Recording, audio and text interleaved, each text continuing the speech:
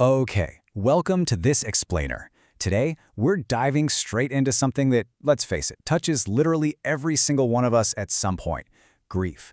But we aren't just talking about it vaguely. We're going to logically unpack the exact specific factors from our source material that dictate how we process the death of a loved one. It's a heavy topic for sure, but understanding the actual mechanics behind these emotions, it can be a real game changer. So you've probably noticed this in your own life. Losing one person can feel totally different from losing someone else, even if they're in the exact same family. Now, why is that? Well, as you'll see, it's not just random. By looking at a very specific set of variables, we can pinpoint exactly what makes grief an entirely unique experience every single time we go through it. Get this, the text actually outlines 18 distinct factors that determine our ability to accept and handle a passing. 18! Now, obviously that is a massive number of variables to keep track of, and frankly, reading them off a giant list is just, well, it's too much to memorize at once. So, to make sense of all this dense information, I've gone ahead and organized these 18 factors into 4 main pillars for us: who the person was, the circumstances of their passing, the relationship left behind, and the survivor's reality. Let's jump right into part 1, who the person was. The way someone actually lived fundamentally shapes the specific void they leave behind. The source breaks this down into things like their age, their day-to-day lifestyle, what practical responsibilities they handled in the household, and, just their general character. To put that into perspective, look at the contrast between these two very different family roles. Losing a mother often completely shatters the emotional center of the family because of those deep bonding ties.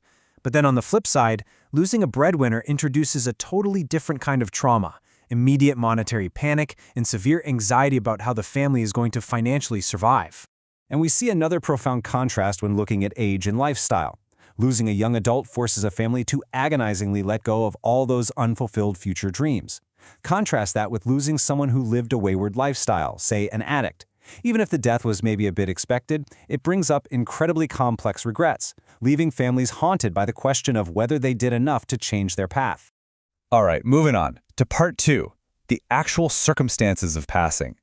The absolutely crucial point here is whether or not there was an emotional preparation period. Terminal illnesses like cancer actually give families a window of time to forgive, say I love you, and properly say goodbye. But sudden deaths, car accidents, murders, suicides, they totally rob families of that window, leaving loved ones dealing with a jarring lack of closure and just a ton of unanswered questions. The text also explicitly points out that the physical condition of the body drastically impacts the survivor's mental state.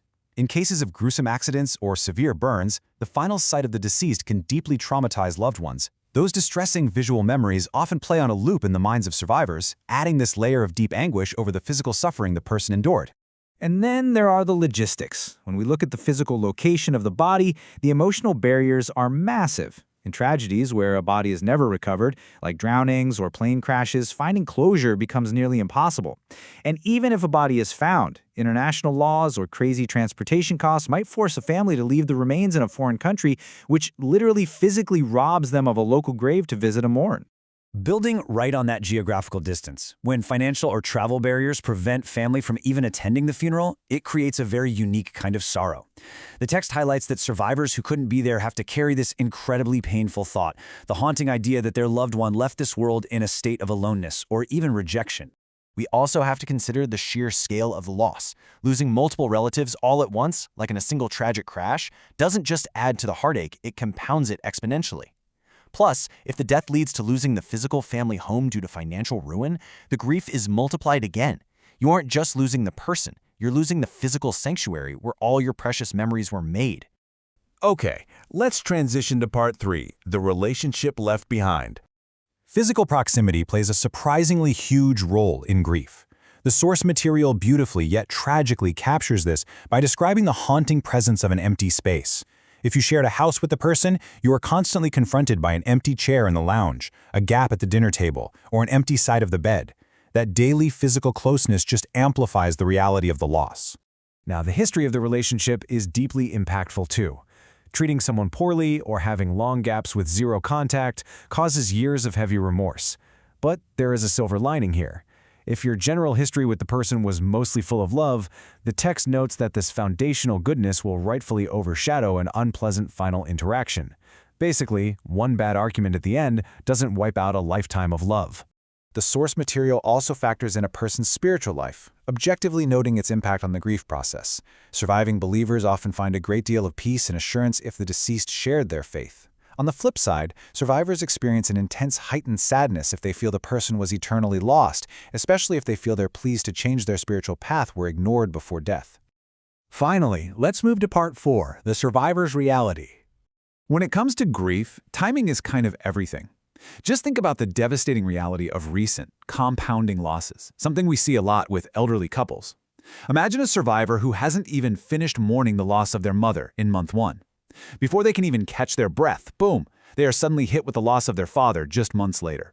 It is a staggering emotional overload. Interestingly enough, having previous experience with death isn't always a negative thing. It can actually act as a helpful guide. Survivors can look back at how they handled a past loss and use those same coping mechanisms. But, and this is a big but, there's a caveat. This only helps provided that the previous loss wasn't so recent that the survivor has already pushed past their absolute breaking point. Yet, amidst all these really heavy, compounding factors we've been analyzing, there is absolutely a beacon of hope. The presence of remaining family members provides a crucial lifeline. If a mother passes, knowing the father is still there really helps. If a child passes, having other children who still desperately need your support gives the survivor a constructive place to channel all that continuing love. It literally anchors them to the present. So looking back at this whole explainer, we can clearly see that grief is never just a simple, one-size-fits-all emotion. It's this intricate, giant puzzle made up of who the person was, how they left, the bond you shared, and where you currently stand in your own life. So I'll leave you with this to chew on. How does understanding these 18 distinct factors change the way you might judge your own grief, or maybe even how you support a friend through theirs? Thanks so much for unpacking this with me today.